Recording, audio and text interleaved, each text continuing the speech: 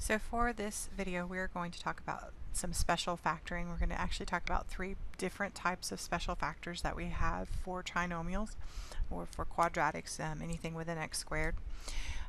I want you to first look at these two cases that we have here.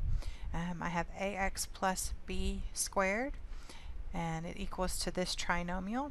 Notice that the first and the last term are what we call perfect squares because it's a squared and b squared.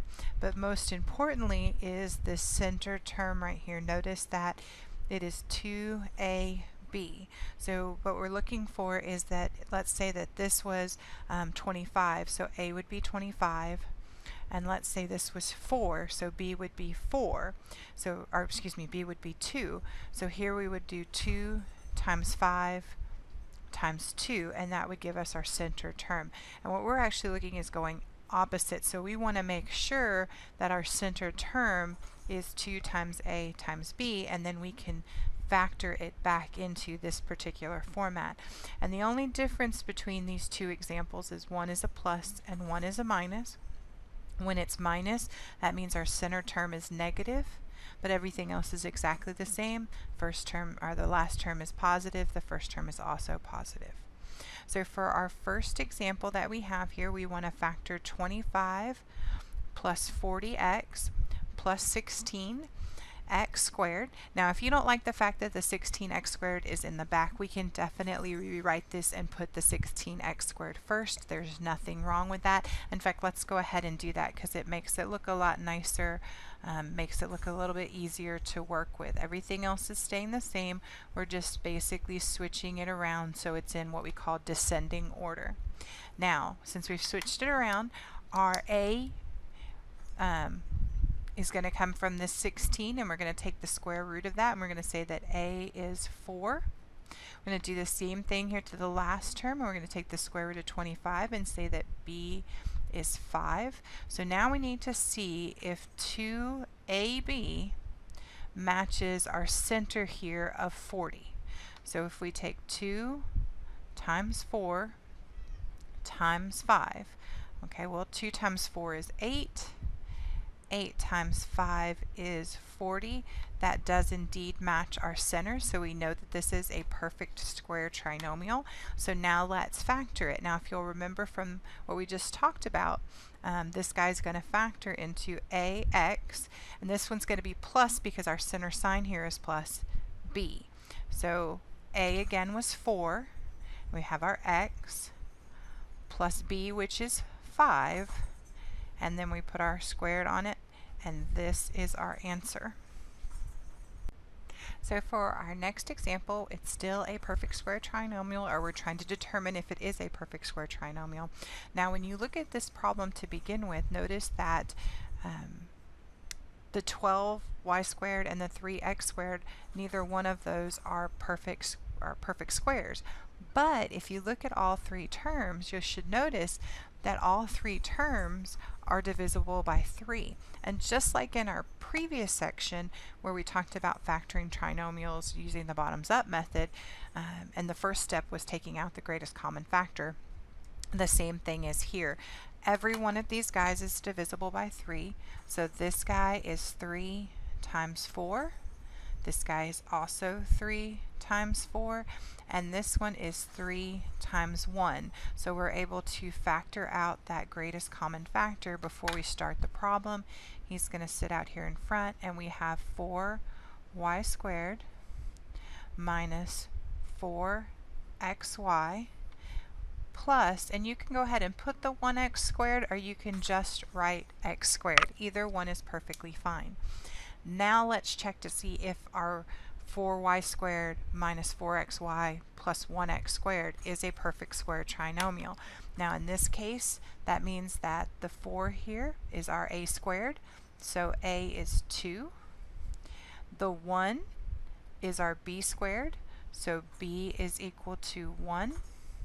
So now we've got to look and see if 2ab gives us 4. So we have 2 times 2 times 1. That indeed is 4, so we know that that matches our center term here of 4xy. So this is a perfect square trinomial.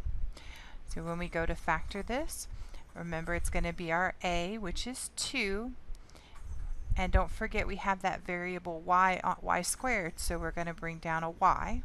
Since the center here is negative, our sign here is going to be a minus. And then remember our b was 1. Now I don't really want to write the 1, but notice this was 1x squared. So I do have to have the x so that I can do the x times x to give myself x squared. And do my parentheses, add my squared, and remember, don't forget about this 3 we took out in the beginning, so he needs to be brought down because he is still part of our answer. And this would be the factored answer for 12y squared minus 12xy plus 3x squared.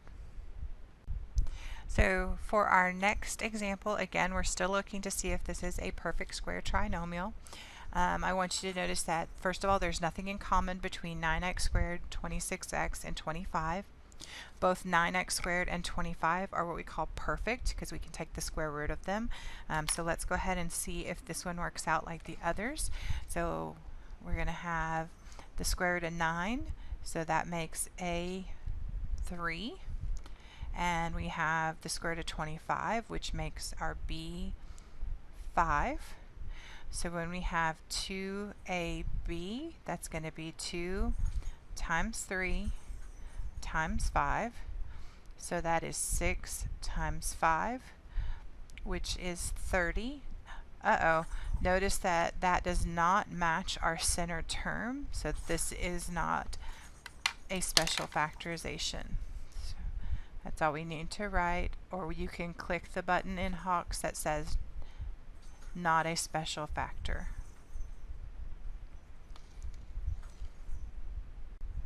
So this next type of special factoring is actually one of my favorite types of special factoring, and it's one of the easiest ones to both recognize as well as factor. So this is called a difference of squares. It is exactly what the name says it is. Difference means subtraction. We're looking again at perfect squares. So we're only going to have 2 terms in our problem, unlike our perfect square trinomials where we had 3. So again, the first and the last term need to be perfect squares. Has to be a subtraction here in the center, and it is always going to factor into ax plus b and then ax minus b. So let's do our first example here. Again, we want to factor this out, and we have 9 minus 16x squared. And again, if you'll notice, the only thing we really need to make sure is that it fits all of our rules. This is a perfect square. That is 3 times 3. So our a is going to be 3. We are indeed subtracting, and again, remember that's a really big rule for difference of squares. It does have to be a subtraction right there in the center. And then our b is the square root of 16, which is 4. So everything fits perfectly. And so when we factor this out, it's going to be 3 plus 4x. Notice that I'm putting the x in the back. That's because my x squared is here in the last term instead of being in the front term. So that's where my x is going to go. And then the other one would be 3 minus 4x. So again, we're looking at a difference of squares. And I want you again to notice that if you look at this problem, it's not a difference of squares right now because you have 8x squared and 18y to the 4th. 8 and 18 are neither one of those numbers are perfect squares. However, 8 and 18 are both divisible by 2, so we can break this up. This would be 2 and 4. This would be 2 and 9, and we can pull this 2 out because it is their greatest common factor. So bring that out front, and then we have 4x squared minus 9y to the 4th. Now if we look at this inside here where we've taken out that 2, we notice that both 4 and 9 are perfect squares. So that means that our a is going to be the number 2. Our b is going to be the number 3. We are subtracting the 2 of these, so we do have that difference of squares. So when we factor, this is going to be 2x plus 3, and then notice that we have y to the 4th here instead of y squared. So that means when we break this apart, we're going to have basically take half of our exponent. So this would be y squared. For our second parentheses, it would be 2x minus 3y squared. And then again, we can't forget about the fact that we took a 2 out at the very beginning, so we need to bring that and place that in front of our parentheses, and this would be our answer. So for our last type of special factorization, we have what's called the sum of squares. And it's very similar to the difference of squares. You can even tell by looking at the problem I have here, 25x squared plus 1. The big difference is that you have an addition sign here instead of a subtraction. Now, this actual addition sign causes a lot of problems. The reason that difference of squares works out the way they do is because of the subtraction, because you're able to have, when you FOIL it out, you're able to have opposite center terms, so they end up canceling each other out. That does not happen here. In fact, anytime you have a problem that looks like this with the perfect squares, the 25x squared plus the 1, and it's an addition here in the center, this is automatically not factorable.